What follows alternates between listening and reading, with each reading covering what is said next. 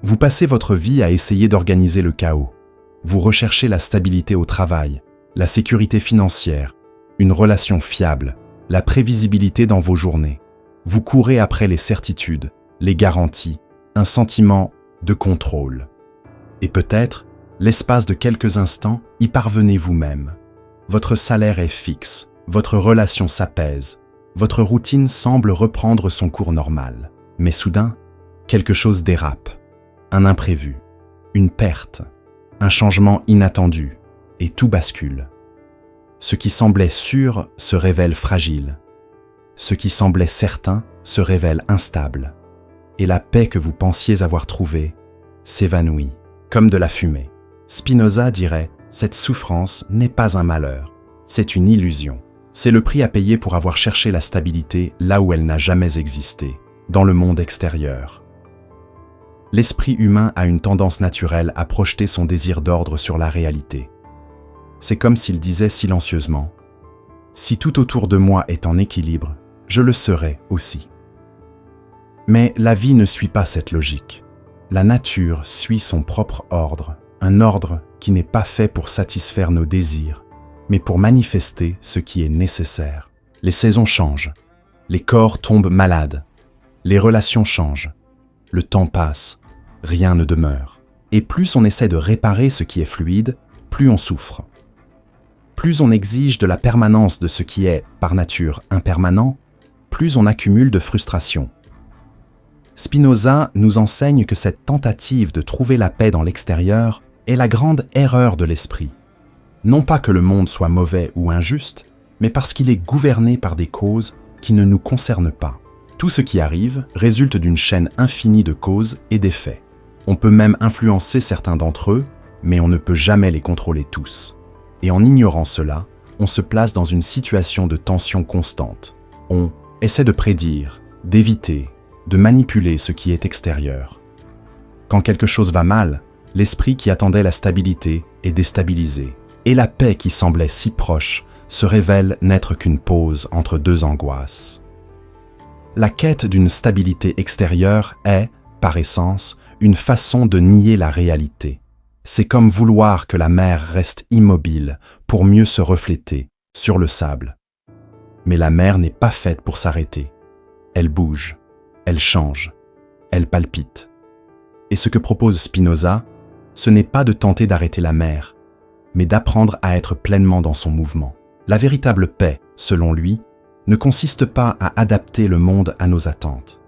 Elle consiste à comprendre sa structure et, sur cette base, à agir avec sagesse. La paix n'est pas une question de contrôle. La paix est une question de compréhension. Et comprendre, ici, n'est pas seulement un acte intellectuel, c'est une attitude face à la vie. C'est accepter que le monde est dynamique, imparfait, imprévisible, que d'autres changeront, que des situations vous échapperont, que même votre propre corps faillira, et que ce n'est pas une erreur, c'est la nature, c'est l'ordre des choses. Lorsque cette acceptation s'installe, l'esprit cesse de lutter contre la réalité. Et lorsqu'il cesse de lutter, il se repose. Non pas parce qu'il a gagné, mais parce qu'il a cessé de lutter contre l'inévitable. C'est la paix que Spinoza commence à nous montrer. Une paix qui ne dépend pas de la stabilité du monde, mais de la stabilité de l'esprit qui comprend son fonctionnement. Imaginez quelqu'un qui place toute sa sécurité émotionnelle en son partenaire. Tant que la relation se déroule bien, cette personne se sent en paix. Mais au moindre signe de distance, de silence ou de conflit, le fondement disparaît. Cela se produit parce que la paix qu'elle ressentait était, en réalité, une dépendance émotionnelle déguisée en stabilité. C'était une paix fragile, conditionnée, et, par conséquent, vouée à l'effondrement. Spinoza dirait « Cette personne n'a pas tort d'aimer, elle ne sait pas où se trouve son fondement. » Car toute paix qui dépend du comportement de l'autre est instable par définition. La véritable stabilité ne commence que lorsque l'esprit est ancré dans quelque chose qui ne change pas au gré du vent. Et qu'est-ce que ce quelque chose? Pour Spinoza, c'est la connaissance des causes. C'est comprendre que tout ce qui existe a une raison d'être. Et qu'en comprenant cette raison, nous cessons de voir le monde comme un ennemi et commençons à le voir tel qu'il est, un système en mouvement, nécessaire, logique. La paix naît lorsque nous cessons d'attendre que la réalité réponde à nos caprices et commençons à l'explorer avec curiosité, humilité, lucidité. C'est à ce moment-là que l'esprit trouve un terrain d'entente, non pas à l'extérieur, mais à l'intérieur, non pas dans l'autre, mais en lui-même. Cette transition est douloureuse, mais essentielle. C'est le moment où l'on réalise que l'on ne pourra pas empêcher le monde de changer, mais où l'on peut apprendre à ne pas se perdre à chaque changement. C'est le moment où l'on comprend que la stabilité que l'on recherchait dans les choses, les gens, les routines, ne peut se cultiver que dans sa relation à tout cela. L'instabilité du monde est permanente, mais l'instabilité de l'esprit est facultative et peut être dissipée en cessant de projeter des exigences irréalistes sur la vie. Mais si la paix ne se trouve pas dans les choses, dans les situations, dans les garanties extérieures, où donc commence-t-elle à émerger? Quelle est la première étape pour trouver la stabilité dans un monde qui ne s'arrête jamais? Quand la vie vous fait mal, la réaction quasi automatique de l'esprit est de se demander « Pourquoi ?» Non pas le pourquoi causal et rationnel, mais le pourquoi indigné. Le pourquoi moi, le pourquoi maintenant, le pourquoi comme ça. On ne veut pas comprendre ce genre de questions. On veut y résister. C'est l'esprit qui lutte contre ce qui est déjà. Il cherche une échappatoire pour revenir au monde tel qu'il pensait qu'il devait être. Mais Spinoza propose un changement, un radical. Il affirme que la réalité ne commet pas d'erreur. Tout ce qui existe existe parce qu'il obéit à une chaîne de causes, un ordre invisible mais absolu. Et c'est là que commence la véritable paix. Non pas lorsque la douleur disparaît, mais lorsqu'on cesse de la considérer comme une erreur. Spinoza nous offre une vision dure et libératrice. Le désordre n'existe pas. Il n'y a que l'ignorance, de l'ordre. Le chaos que vous observez dans le monde, dans vos relations, dans votre vie personnelle, résulte de la limitation de votre perspective. Lorsque vous en ignorez les causes, tout semble arbitraire. Mais à mesure que vous en comprenez les raisons, votre esprit commence à s'organiser. Et grâce à cette organisation, la paix naît. Car la paix n'est pas l'absence de problème, c'est l'absence de confusion. C'est l'état d'un esprit qui voit, comprend et intègre, qui ne lutte pas contre la réalité, mais l'accompagne. 7. Ordre que décrit Spinoza n'est pas un ordre moral. Il ne s'agit pas du bien triomphant du mal, ni du juste triomphant de l'injuste. C'est un ordre naturel, neutre et logique. Tout ce qui existe est une expression de Dieu, ou, comme il préfère, le dire, de la nature. Chaque événement, chaque émotion, chaque pensée fait partie d'un système infini de causes et d'effets. Il n'y a pas de place pour l'arbitraire, et cela, loin de nous affaiblir, nous renforce, car cela signifie que tout peut être compris. Et ce qui peut être compris peut être affronté avec lucidité. La paix commence lorsque nous cessons d'attendre que le sens nous soit donné de l'extérieur et commençons à construire du sens en comprenant les causes. Imaginez quelqu'un qui vient de perdre son emploi, son esprit s'emballe. C'est injuste. Ça n'aurait pas dû se passer comme ça. Je ne le méritais pas. Ces phrases n'arrangent rien. Elles aggravent la souffrance.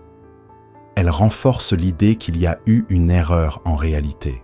Mais que se passerait-il si, au lieu de cela, cette personne se demandait « Qu'est-ce qui a conduit à ce licenciement ? Quelles étaient les dynamiques en jeu ? Que puis-je apprendre de tout cela ? Comment puis-je agir ? Maintenant, avec lucidité ?» Comprenez, il ne s'agit pas de résignation. C'est une question d'investigation. C'est le début d'une paix rationnelle.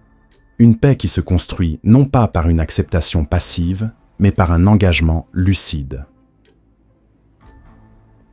Spinoza ne nie pas la douleur de la perte, mais il montre qu'elle peut être surmontée avec moins de souffrance si nous cessons de considérer la réalité comme notre ennemi. L'ordre est là, il l'a toujours été. Ce qui nous manque, c'est la vision. Et cette vision ne peut être élargie que par la connaissance. C'est pourquoi il affirme qu'un esprit libre est celui qui comprend. Non pas celui qui domine le monde, mais celui qui en comprend le fonctionnement. Cet esprit peut même ressentir de la peur, de la tristesse, de la frustration. Mais il ne cède pas à la confusion, car il sait que, même lorsqu'il ne voit pas, il existe des causes. Et savoir qu'il y a des causes est une sorte de fondement. Un fondement solide sur lequel la raison peut construire la sérénité. Ce changement d'attitude transforme profondément le rapport à la souffrance, car elle cesse d'être une punition et devient un acquis. Quelque chose qui peut être analysé, compris, traité. Le chaos perd alors son aura effrayante, et il se révèle comme une complexité mal interprétée. L'esprit qui commence à percevoir cette structure interne des choses commence à éprouver une paix très différente de la paix ordinaire. Ce n'est pas une légèreté passagère, c'est de la solidité. Ce n'est pas une fuite hors de la réalité, c'est une immersion lucide en elle. Mais atteindre ce genre de perspective ne se fait pas par hasard. Cela demande de la pratique. Cela exige d'abandonner l'habitude de se plaindre et d'adopter l'habitude de comprendre. De remplacer « cela ne devrait pas être ainsi » par « qu'est-ce qui a causé cela ?» Ce simple changement change tout, car il déplace votre attention du désir vers la structure. Et lorsque vous commencez à examiner la structure du monde plus en profondeur, quelque chose change en vous. Votre esprit commence à s'aligner sur le besoin et non plus sur le caprice. Et là où il y a alignement, il y a la paix. Spinoza insiste, tout ce qui est. Et il ne pourrait en être autrement, car si c'était le cas, ce serait déjà différent. Cette affirmation paraît dure, mais elle est aussi libératrice, car elle nous appelle à cesser de fantasmer sur des versions idéales de la réalité et à commencer à vivre intelligemment au sein de la réalité que nous avons. La paix commence dès l'instant où l'on accepte que le monde n'existe pas pour satisfaire nos désirs. Il existe pour exprimer notre propre nature. Et notre tâche, en tant que partie intégrante de cette nature, est de la comprendre autant que possible et d'agir en conséquence. Mais, si tout obéit à un ordre, et si cet ordre peut être compris, pourquoi souffrons-nous autant? Qu'est-ce qui nous empêche de vivre avec cette clarté? Vous vous réveillez avec une légère gêne dans la poitrine. Vous ne pouvez l'expliquer. Plus la journée avance, plus tout semble difficile. Un regard de quelqu'un sonne comme une critique. Un embouteillage devient un motif d'emportement. Le moindre souvenir vous déprime. Et, sans vous en rendre compte, vous retrouvez cet état familier, envahi par l'irritation, l'anxiété, le découragement. On dirait que quelque chose vous a envahi. Et c'est exactement ce que Spinoza décrit avec justesse. Vous êtes dominé par les passions. Des affections qui ne sont pas guidées par votre raison, mais par des causes extérieures qui agissent sur votre esprit sans votre consentement. Vous ne vivez pas, vous êtes vécu. Vous ne choisissez pas, vous réagissez. Spinoza appelle cela servitus, la servitude humaine, un état dans lequel l'esprit est à la merci d'affects passifs. Autrement dit, des émotions qui naissent non pas de la compréhension des causes, mais de leur ignorance. On les ressent, mais on ignore leur origine. On n'a donc aucun contrôle sur elles. Ces passions nous privent de paix intérieure, non pas parce qu'elles sont mauvaises, mais parce qu'elles sont désorganisées. Elles nous ballottent comme des feuilles au vent. Un instant, on est plein d'espoir. L'instant d'après, on se noie dans la peur. Un jour, tout semble possible. Le lendemain, tout semble s'écrouler. Ces hauts et ces bas émotionnels sont là, conséquence directe d'un esprit qui n'a pas encore compris la structure de ses propres affects. Un esprit dominé par les passions est un esprit qui vit dans le hasard. Il attend que la journée se passe bien pour se sentir bien. Il attend que les autres soient bienveillants pour ne pas exploser. Il attend que tout aille bien pour pouvoir se détendre. Mais la vie ne se plie pas à ce genre d'attente. L'individu vit donc dans une instabilité permanente. Tout événement extérieur a le pouvoir de le déséquilibrer. Et Spinoza nous dit, cette instabilité n'est pas le destin, c'est l'ignorance. Elle est le résultat d'une vie émotionnelle encore inexplorée. Les six passions ne sont pas le problème. Le problème, c'est de vivre sous leur domination. C'est agir sans savoir pourquoi. C'est dire des choses qui se transforment ensuite en regrets. C'est prendre des décisions motivées par la colère, la peur, un désir aveugle, c'est construire des relations entières sur le besoin, sans comprendre ensuite pourquoi tout s'effondre. Spinoza propose quelque chose de plus ambitieux. Reconnaître que toute passion est un effet, que chaque émotion a une cause spécifique, et que, par conséquent, elle peut être comprise. Et, une fois comprise, elle perd son pouvoir de domination. On ne devient pas froid, on devient libre.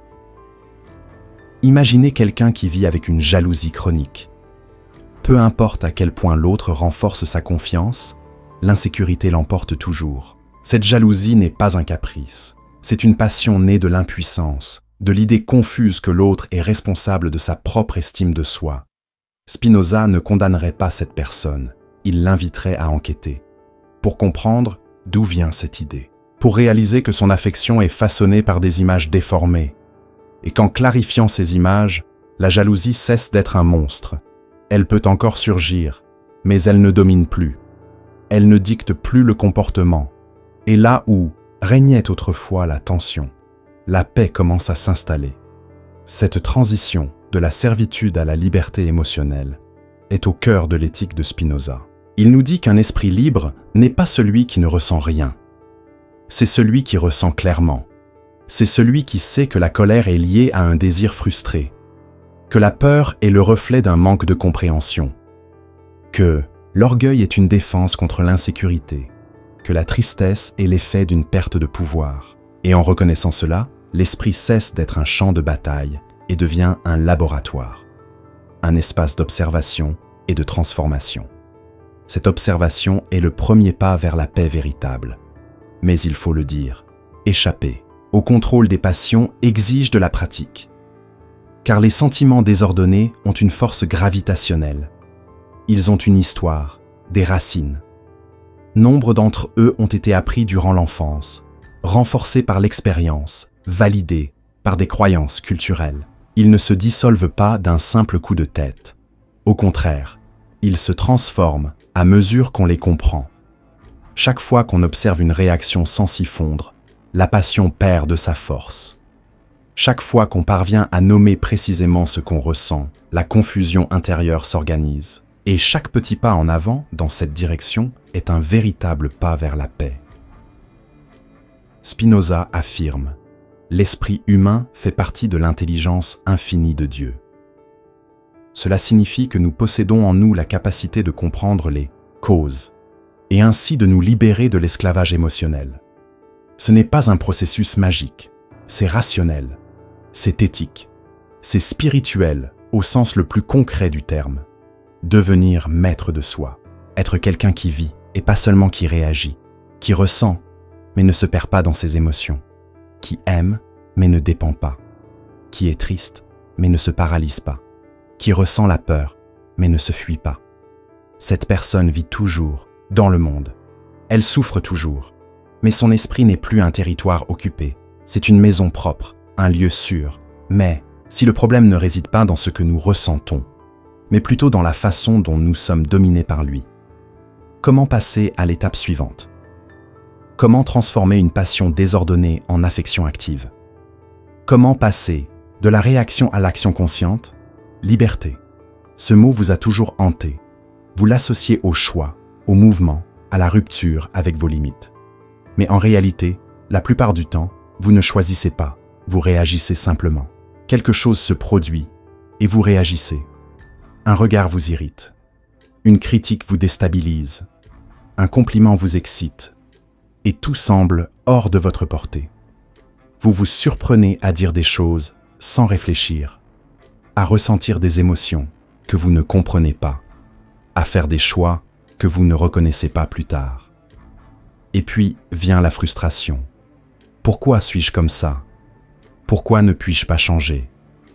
Spinoza répond avec une clarté brutale. Parce que vous n'agissez toujours pas, vous réagissez simplement. Et tant que cela restera vrai, la liberté ne sera qu'une idée, pas une expérience.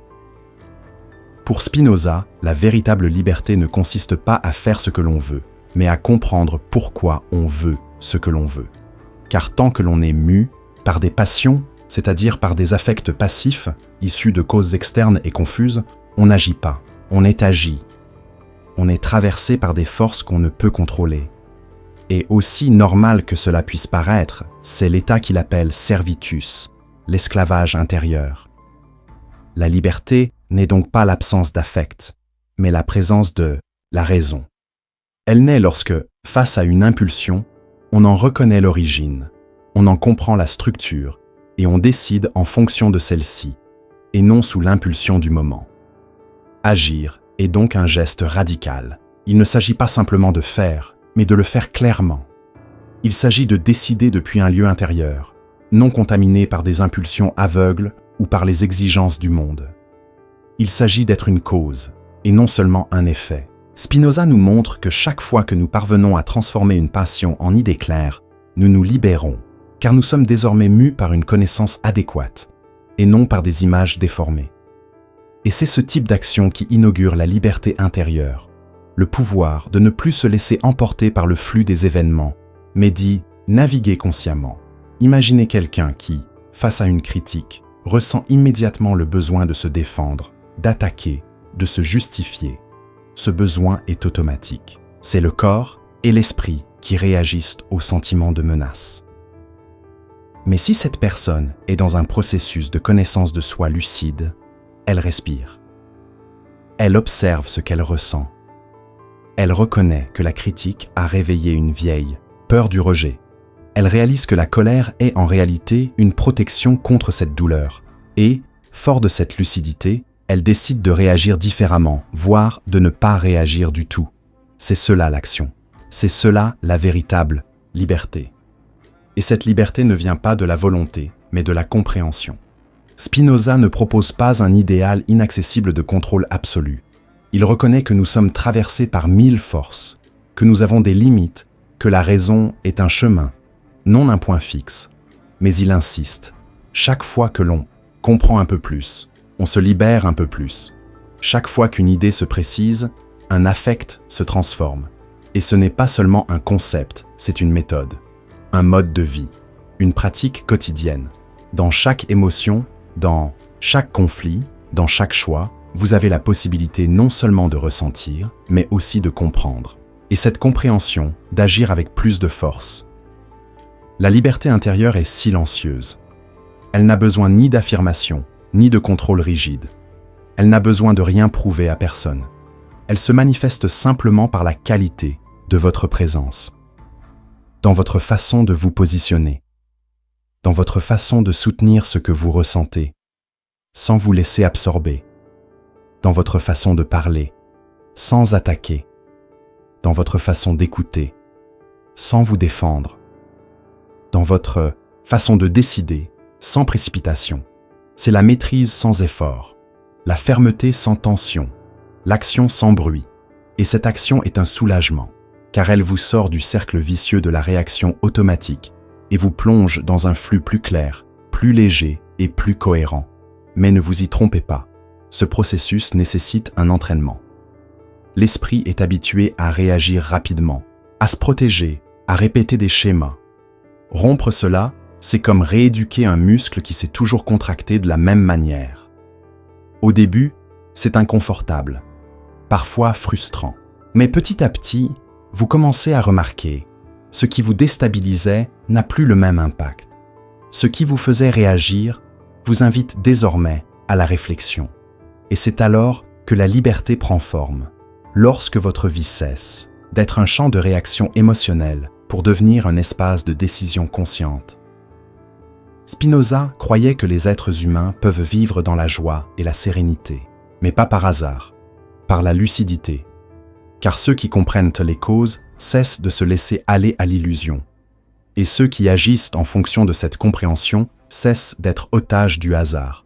La liberté intérieure est donc au cœur de la paix que nous recherchons tant.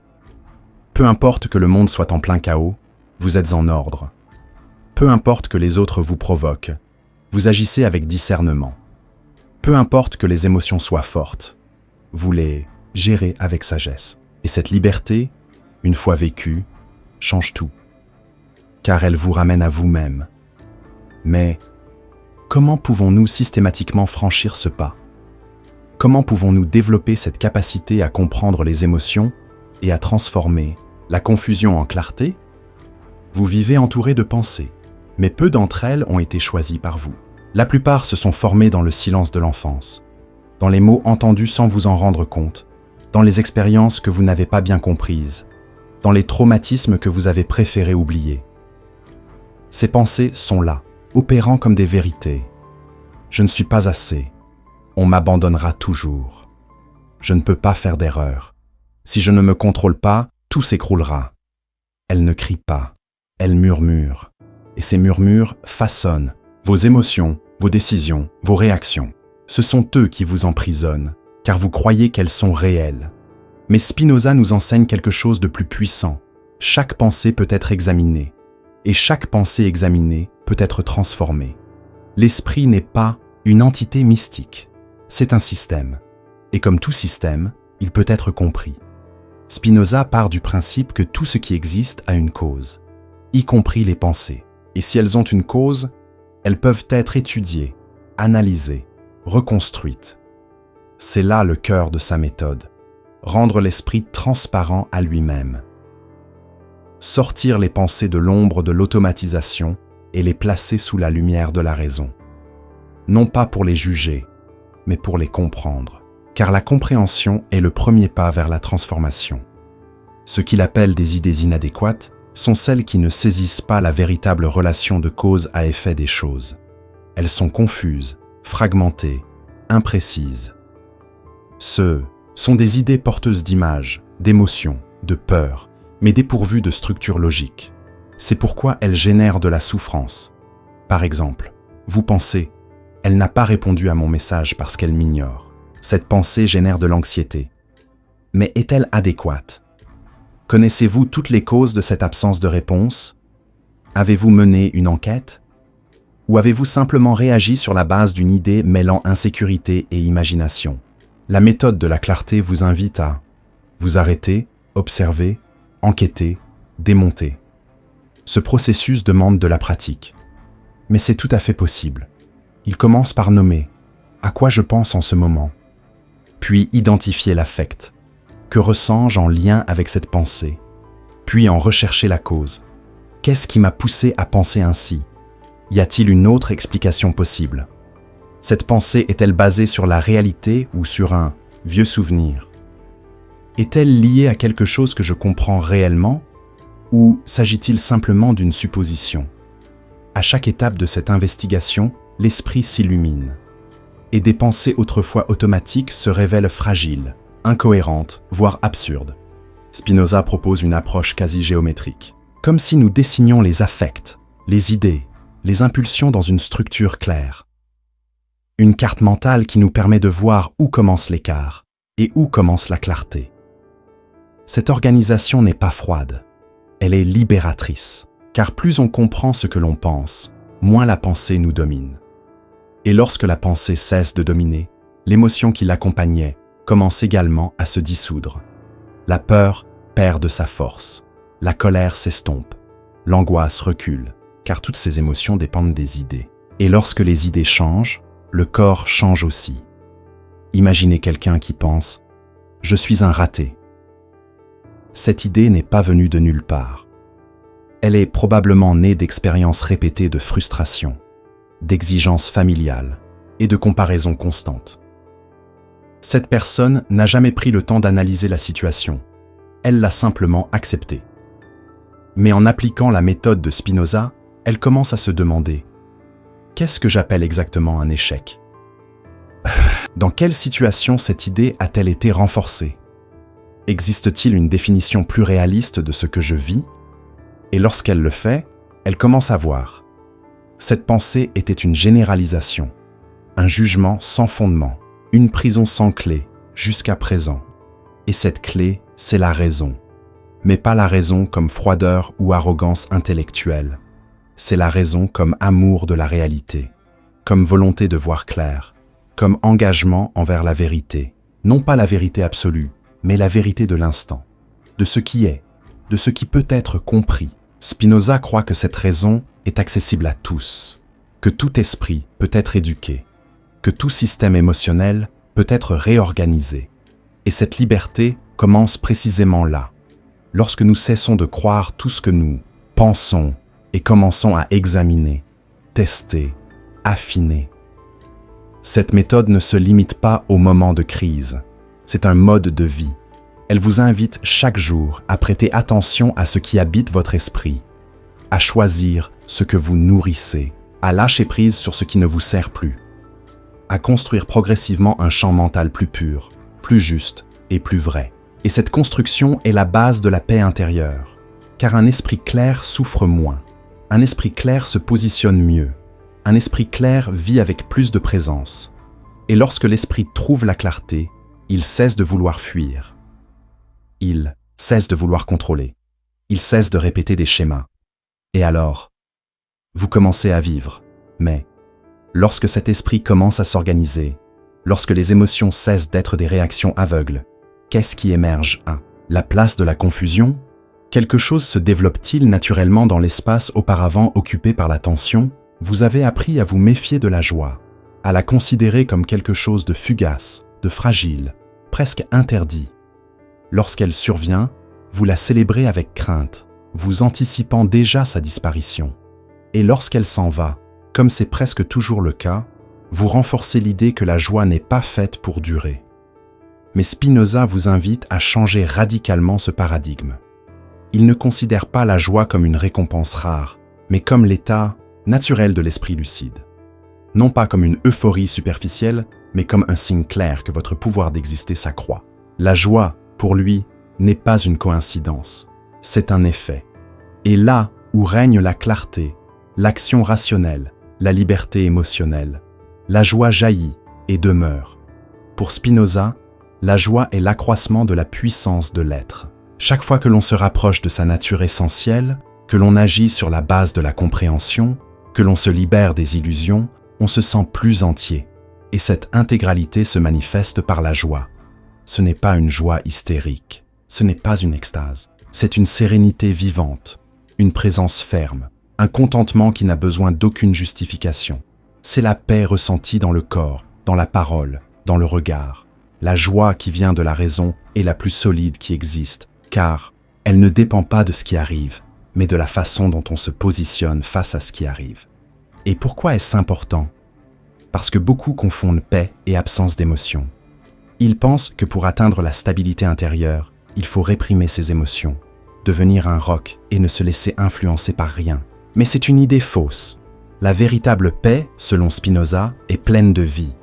Elle est imprégnée de joie, non pas une joie enfantine qui nécessite sans cesse de nouveaux jouets, mais une joie adulte qui naît de la compréhension.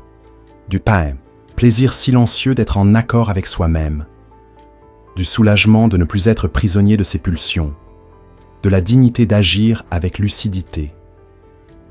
Cette joie est radicalement différente de celle que le monde vend habituellement. Elle ne dépend pas d'un corps idéal. Elle ne découle pas de la réussite sociale.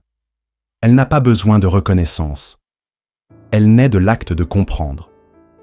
Et comprendre, comme nous l'avons vu, c'est se connecter aux causes réelles des choses. C'est savoir pourquoi on ressent ce qu'on ressent, pourquoi on pense ce qu'on pense. C'est reconnaître le flux de la vie et s'y intégrer, au lieu de lutter contre lui. L'esprit qui comprend est en harmonie avec la nature. Et cette harmonie est la joie. Non pas une joie explosive, mais une joie durable. Imaginez quelqu'un qui comprend enfin que sa tristesse récurrente n'est pas un manque de valeur, mais un vieux décalage entre ce qu'il vit et ce qu'il souhaite vivre. En comprenant cela, cette personne commence à aligner sa vie avec son essence. Elle commence à dire non plus souvent. Elle choisit avec plus de présence. Elle s'entoure de personnes avec qui elle peut être sincère. Et peu à peu, cette cohérence apporte une nouvelle légèreté. Non pas parce que tout s'est amélioré, mais parce qu'elle a cessé de se saboter. Cette joie n'est pas le résultat d'un événement, mais la conséquence d'un nouveau mode de vie. Spinoza croyait que l'esprit humain, lorsqu'il est ordonné, tend naturellement vers la joie. Car la joie est l'état de puissance accrue. Et cette puissance accrue est le mouvement le plus profond de l'existence. C'est ce qui nous donne un sens à la vie, une direction, une valeur. Lorsque cette joie est rationnelle, c'est-à-dire fondée sur une compréhension de la réalité, elle devient solide. Elle ne vacille ni avec le temps, ni avec les humeurs d'autrui. Elle est ancrée dans quelque chose d'intérieur, quelque chose que personne ne peut nous enlever. Et pour cette raison, elle est paix. La joie rationnelle transforme aussi votre relation aux autres. Car lorsque vous êtes entier, vous n'exigez rien. Vous n'exigez rien. Vous ne manipulez pas. Vous aimez librement. Vous vivez avec compassion. Vous inspirez, sans forcer. Et cela crée des liens plus authentiques et plus profonds. Parce que vous n'entrez plus en relation pour combler un vide, mais pour partager une présence. Et cette joie est contagieuse. Silencieuse mais présente. Subtile mais ferme. Une joie qui n'a pas besoin d'être prouvée.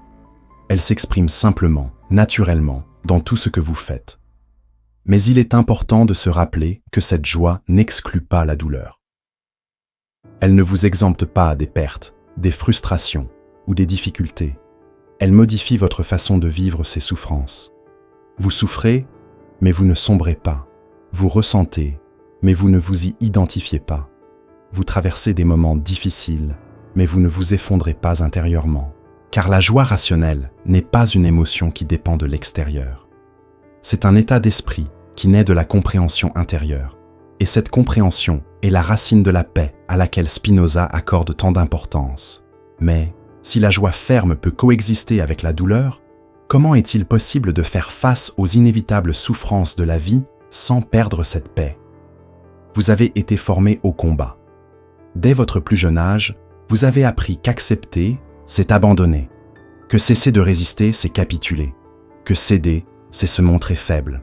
Et ainsi, sans vous en rendre compte, vous avez commencé à vivre en état de guerre, contre ce que vous ressentez, contre ce que vous êtes, contre ce qui est arrivé. Chaque douleur devient un ennemi, chaque échec, un affront, chaque changement, une menace. Mais Spinoza propose une voie totalement opposée et profondément libératrice.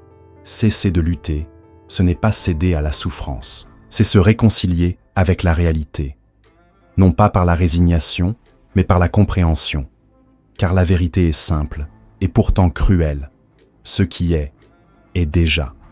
Et il n'y a pas de paix possible tant que vous ne l'acceptez pas pleinement. Ici, l'acceptation n'est pas passivité. Ce n'est pas se conformer. C'est reconnaître activement que tout ce qui arrive a une cause.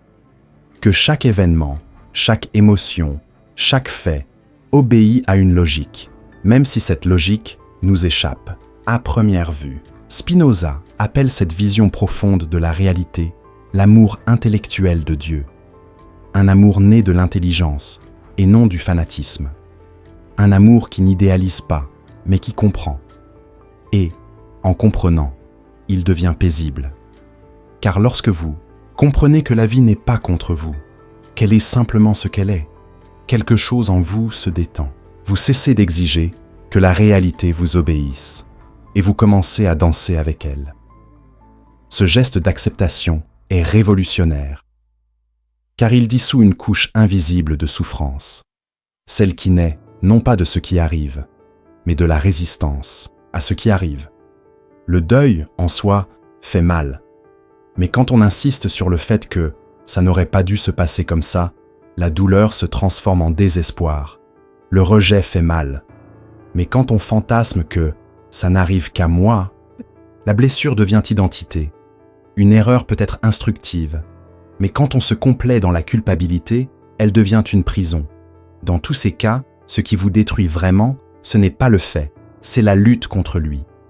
Et Spinoza le dit fermement, cessez de lutter contre ce qui est nécessaire, car tout ce qui est dû au fait que cela ne pouvait, à ce moment-là, être différent. Cette acceptation est difficile, certes, surtout lorsqu'elle implique une douleur profonde. Perte, rupture, trahison, maladie. Tout cela fait mal, et c'est naturel. Spinoza ne vous invite pas à être insensible. Au contraire, il veut que vous ressentiez tout, mais avec compréhension. Que vous viviez la douleur sans vous rebeller. Que vous pleuriez, mais sans croire que le monde va mal. Que vous traversiez la souffrance avec présence, sans dramatiser, sans nier, sans en faire une histoire sans fin. La douleur acceptée est une douleur qui émeut.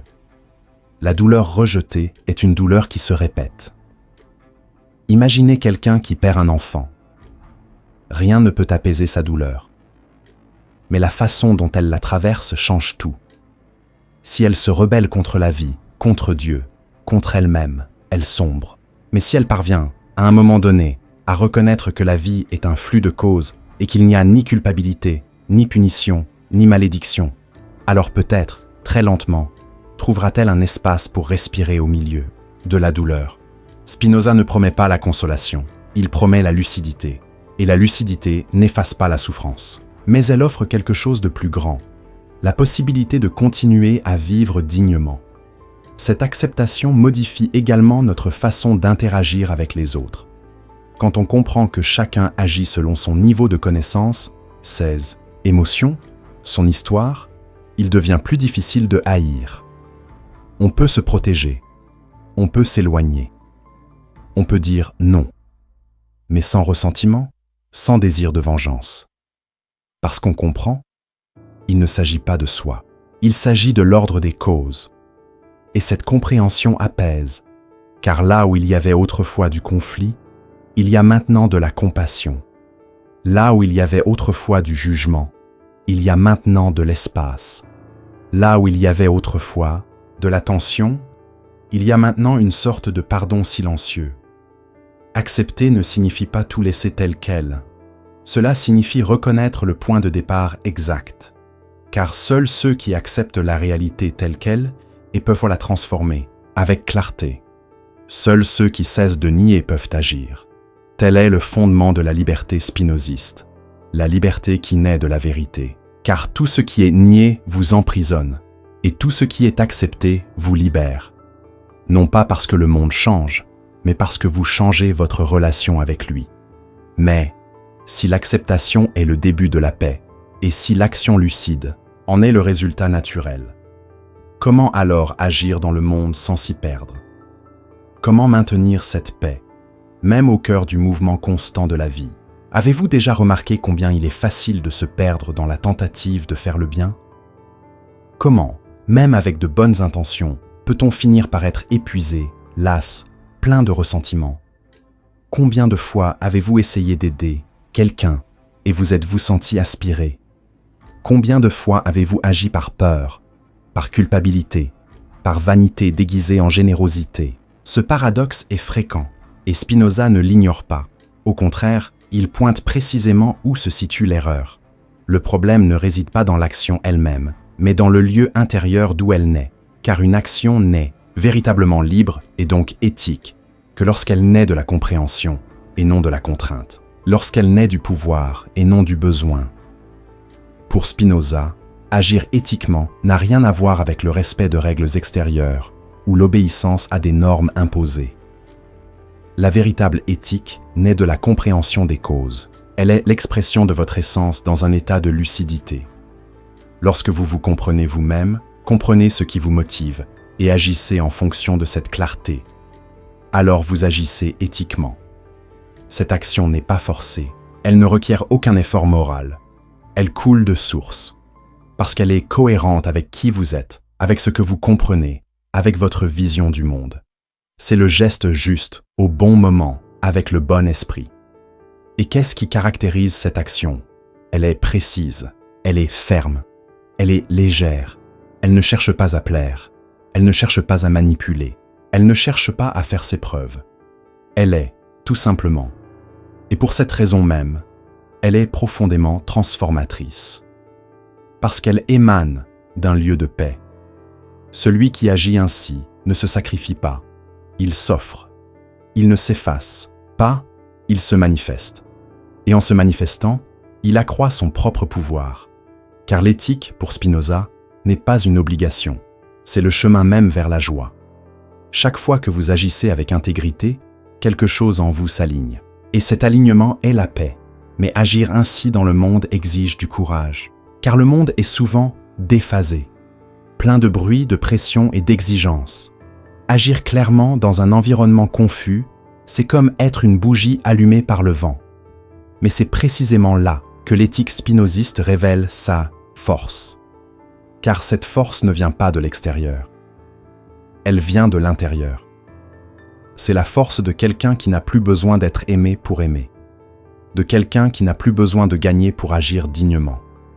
De quelqu'un qui ne dépend pas du résultat pour avoir de la valeur. Cette personne peut être contredite, mais elle ne perd pas l'équilibre. Elle peut être contestée, mais elle ne perd pas le cap, car ses actions ne répondent pas aux autres. Elles répondent à sa propre lucidité. Imaginez une personne qui doit dire non à un proche. Autrefois, elle aurait dit oui pour éviter le conflit, par peur du rejet. Mais maintenant, plus consciente de ses limites, de ce qui est juste et nécessaire, elle agit différemment. Elle dit non, fermement, mais sans agressivité. Elle soutient son choix avec présence. Et puis, elle ne se culpabilise pas, car elle sait que ce non n'est pas de l'égoïsme, mais de la cohérence.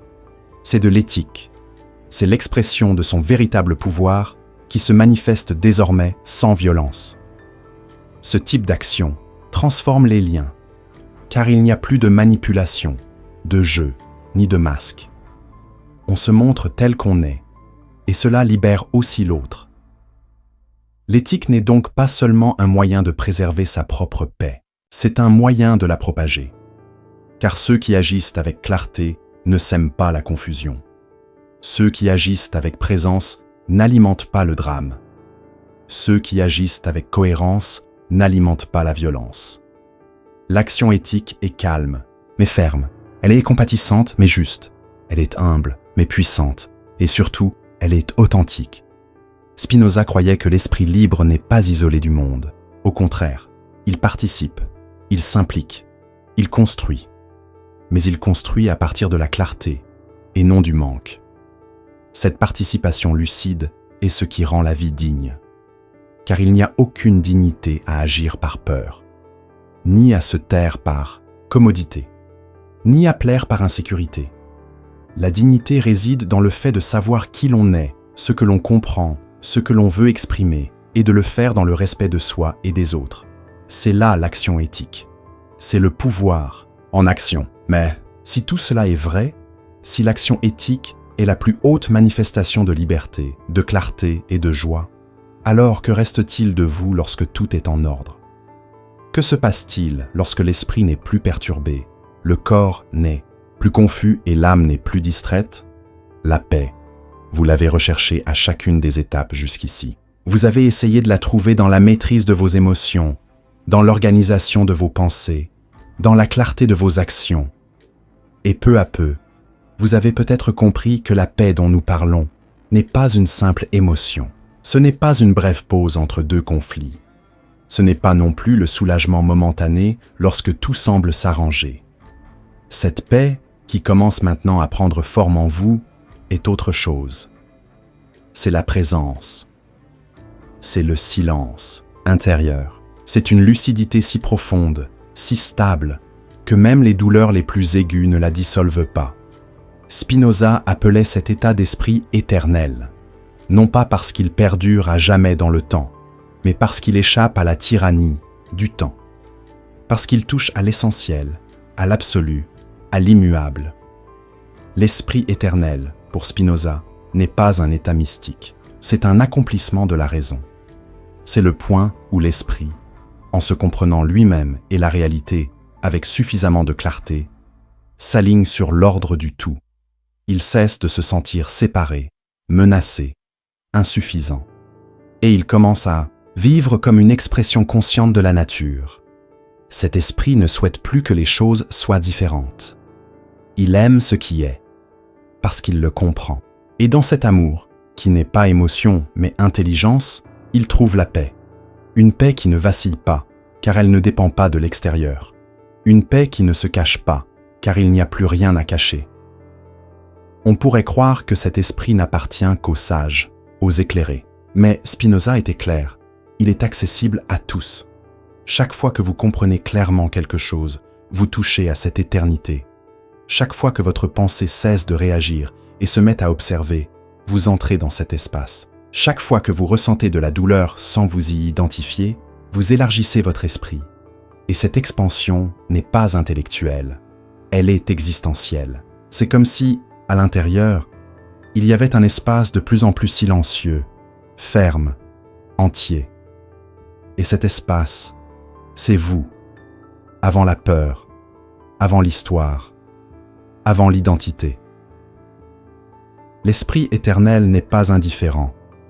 Il ressent, mais il ressent profondément, sans désespoir. Il agit, mais il agit consciemment, sans précipitation. Il pense, mais il pense de manière cohérente, sans confusion. Et cette façon d'être au monde est liberté. Car vous n'êtes plus prisonnier du cycle des affections passives. Vous ne vivez plus à la merci des événements. Vous n'exigez plus des autres ce que vous-même ne pouvez offrir. L'Esprit éternel aime, mais ne dépend pas. Il souffre, mais ne se brise pas. Il vit, mais ne se perd pas, car il reconnaît tout ce qui est Dieu. Tout ce qui advient est l'ordre de la nature. Et tout ce qui est compris est intégré. Et tout ce qui est intégré libère. Imaginez quelqu'un qui, face à une grande perte, ne désespère pas. Il ressent la douleur, mais ne se rebelle pas. Il observe l'impact, mais ne se fait pas victime. Il prend une grande inspiration. Il réfléchit. Et au lieu de s'isoler, il offre sa présence à ceux qui souffrent aussi. Cette personne ne nie pas ce qu'elle ressent. Au contraire, elle s'abandonne complètement à ce qu'elle est. Mais son esprit ne lutte plus. Il n'exige plus rien. Il est présent. Et cette présence est signe d'éternité. Parce qu'elle est entière. Parce qu'elle est libre. Parce qu'elle ne désire pas être quelqu'un d'autre. Spinoza affirme qu'à mesure que nous comprenons mieux, la part éternelle de notre esprit s'élargit. Cela signifie que ce que nous pensons véritablement n'est pas perdu. Il demeure. Et ce que nous ressentons clairement n'est pas corrompu. Il demeure. Et ce que nous vivons consciemment devient partie intégrante de la réalité. C'est de cette éternité dont il parle, non pas une vie après la mort, mais la mort de l'ignorance, de son vivant. Non pas un paradis futur, mais une présence absolue, ici et maintenant. Cet esprit éternel est la destinée de ceux qui cheminent avec lucidité. Mais ce n'est pas une destination finale. Un état qui s'offre à chaque pas, à chaque choix de comprendre au lieu de juger, d'agir au lieu de réagir, d'accepter au lieu de nier, d'aimer au lieu d'exiger. Chaque fois que vous faites ce choix, ne serait-ce qu'un instant, la paix vous visite. Et plus cette visite se répète, plus elle devient une demeure, la demeure silencieuse de la présence. Et peut-être qu'aujourd'hui, au bout de ce chemin, vous réaliserez la stabilité que vous recherchiez tant à l'extérieur était là, au centre de votre esprit, attendant d'être révélée. Le secret de la paix intérieure, comme l'a montré Spinoza, ne réside pas dans la fuite du monde, mais dans sa compréhension. Ce n'est pas dans l'isolement, mais dans l'alignement. Ce n'est pas dans la maîtrise de vos émotions, mais dans leur compréhension. Ce n'est pas dans l'exigence de tout arrêter, mais dans la recherche, au cœur du mouvement, d'un centre immobile. Et c'est dans ce centre que vous pouvez vous reposer, respirer, vivre. Car l'esprit éternel n'est pas la fin du voyage, c'est le début d'une autre façon d'exister.